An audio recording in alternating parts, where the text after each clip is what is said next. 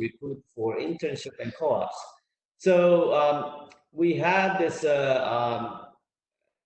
recruiting going on throughout the year, especially in the fall and some during the spring. And so we have a university-wide recruitment fair. So all major companies come to UConn to recruit our students. Internship and co-ops, we have some of the programs, but it's not a formal at the moment. But we have some internship programs available, as I alluded earlier, with companies such as Medtronics, Tech, and so forth. Okay, next question is, you mentioned industry tie-ups. Could you please elaborate on this? So, sure. Again, we have a senior design project sponsored by some of the companies. Another company that I could think of is we have a US government, the Navy, U.S. Navy in Groton, Connecticut, the Submarine. They also sponsor senior design projects. So any technologies that are related to U.S. Submarine.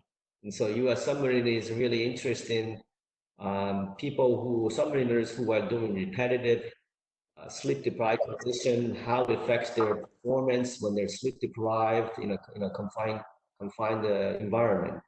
And so we're putting on sensors, and then we're doing a lot of data analysis to come out with some of the features that might be predictive of people who might be fatigued.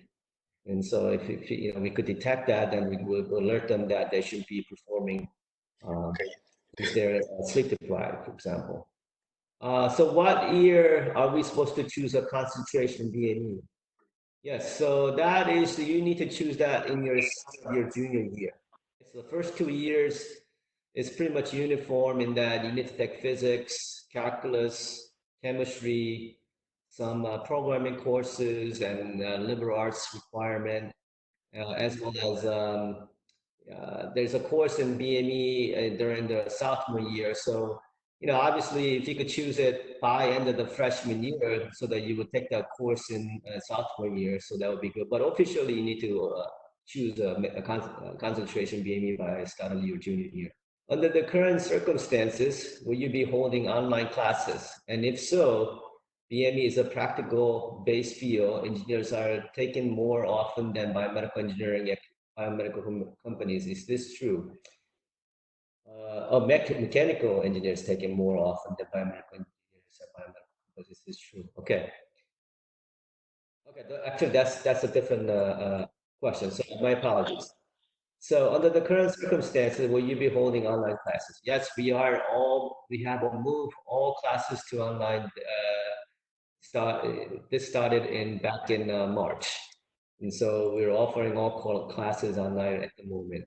Okay, and if so, BM is a practical based field, how will you deal with the only theory being broadcasted online? Yes. And so this is an issue for all other university. We are trying to resolve this issue. Hopefully that we can open up our university so that our lab-based hands-on experience, such as the senior design, which is all hands-on experience, will be offered going in future. So you are right in that we have a hard time how to deal with hands-on app-based courses. Certainly we cannot do that. And so we hope to, that as COVID-19 issue becomes non-existent or becomes better in the fall, hopefully, so that we could offer lab-based courses, especially in the spring of next year. Next question is about, I have electrical engineers and mechanical engineers who are taken more from than biomedical engineers and biomedical companies. Yes and no, to be honest with you, depending on what the biomedical companies need. Biomedical engineers are more valuable than either mechanical or electrical engineers, depending on the project. Biomedical engineers know more about the biology, the physiology, and they know about, depending on their concentration, electrical engineering or mechanical engineering. So you have also option to double major, meaning that you could get degree in biomedical engineering as well as electrical engineering, combined degrees. So you're getting both degrees, the biomedical engineering as well as mechanical engineering, or biomedical engineering and electrical engineering, and so on. And so you have option to do that. Of course, it will take a little more time, maybe an additional year to do that, but that's something that I really encourage a lot of our students to do, double major.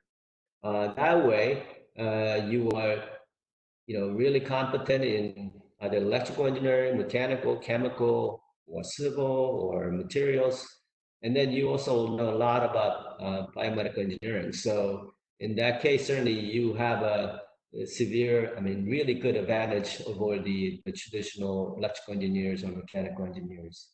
But again, if you just have biomedical engineering and you're competing with electrical or mechanical engineers, certainly if they really want just circuit design person, for example, in an electrical engineering, you might be at a disadvantage. But if they're looking for somebody who has overall knowledge about the problems, then I think you become more valued and higher compared to traditional electrical engineering. The way I see it is that because biomedical engineers are more well-rounded and they know more about other disciplines as well, I think a lot of the biomedical engineers, if you track their career over time, they become managers over time because they know much of broader areas of the engineering. So they're more suited to become managers. So that's another career path the biomedical engineers could think of, and get an MBA, Masters in Business Administration, would be another thing that you could consider after getting a bachelor's in biomedical engineering. Next question is, what is the typical GPA for BME students? This related to admission to medicals, they're looking for GPA 3.6. Yeah. So yeah, a lot of our BME students are very smart students. I would say probably the smartest among all the engineering disciplines. Um, so typical GPA, I would say is probably somewhere around 3.3, 3.4. But as I stated earlier, we have a lot of students who have close to 4, 3.9, 3.8. But I would say somewhere around 3.3, 3.4 GPA. So certainly if you want to go to medical school, yeah, you need to maintain at least 3.6 GPA. So certainly need to work hard to maintain that average. Okay, some semesters have 18 credits of classes. Are all credits covered under regular tuition or is there a cap? Yeah, I'm not sure about this question, but I think your tuition covers up to about 16 or 18 credits per semester. So I could double check that and then get back to you. If you could email me, then I could find out and get back to you with the question. I mean, with the answer. And there's no cap. Obviously, I wouldn't advise you to take more than 6 classes per semester because that's very challenging. Typical load is 5 courses per semester, and even then, those are very challenging because you have to really work hard. And so I advise that for you to take no more than 5 classes per semester. So looks like the last question that I have here is when and how can I start involving in research opportunities? You could start as early as your freshman year. What I suggest you to do is, let's say you're interested in tissue engineering. And so you should look at our website. So there's a faculty list. So go look at all the faculty and go to click on their link and see what they do. And then contact them if that's what they do interests you. Be aggressive and send email to the faculty and say, hey, I'm very eager. I'm a smart student. I really want to learn. Can I start doing research? When I get an email something like that from a very eager and student, of course I can say, okay, I want to have you in my research lab. And so that's the way to go. And as I said earlier, faculty are more than willing to have very smart and eager students work in the labs. So I urge you to do that. And we have many students working in faculty's research labs. All right, so there are approximately 40 core faculty are listed online. Are they all actively reteaching or some strictly research? Yeah, that's a very good question. And so, when I say core faculty, yeah, we list 40 faculty, but within BME, the faculty that are really involved in biomedical engineering teaching and research is roughly about, I would say about 25 faculty. And they are all actively involved in teaching and research.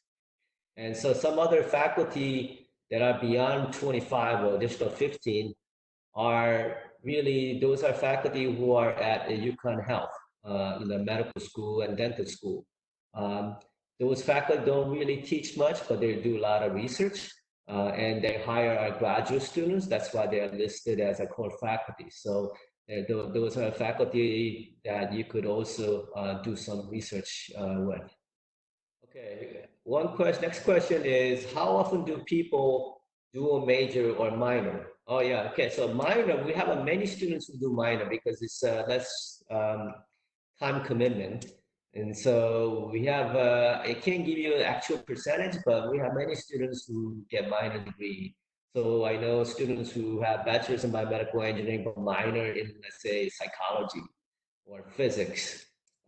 Dual major is less so because of significant time commitment. You probably need one additional year to do that. But we have, I mean, we are really encouraging students to do that, as for the advantage I talked about earlier. Is there active collaboration between engineering departments? Yes. So as you could see in our website, the core faculty members, some are from, for example, mechanical engineering. So for example, if you look at Dr. David Pierce, he has a 50% appointment in mechanical engineering, 50% appointment in biomedical engineering. So he teaches a junior level course in biomechanics, for example. And then we have faculty from material science listed as our core faculty members, some from chemical engineering, computer science. And so, we as a faculty, we actively collaborate with other engineering department faculty as well. For example, I work with the computer science faculty. Um, and then we have other faculty who work very closely with the mechanical engineering and chemical engineering. So there's a lot of active collaboration going on between faculty members and biomedical engineering. And obviously, we also work very closely with the medical doctors at UConn Health, as well as the dental faculty in UConn Health as well.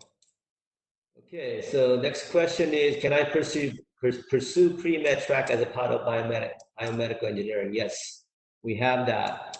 So we have this program where, as well, some of the top students get admitted to UConn Medical School as part of their combined bachelor's and the MD degree as well. And so if you get admitted to that, you could choose your biomedical engineering as your bachelor's in biomedical engineering. And then once you finish that, you go and do your medical training. And we do have a PreMed Track as well. Okay, next question. Is there a course overlap between PreMed Track and biomed engineering? I wouldn't say it's a course overlap, but you have to take organic chemistry and some of the requirements that you need to take for taking MCAT. And so if you go to our online, there's more information about PreMed Track. And so, but some of the requirements that I could think of that you need to take as PreMed Track is certainly organic chemistry, some of the biology courses, as well as physiology courses.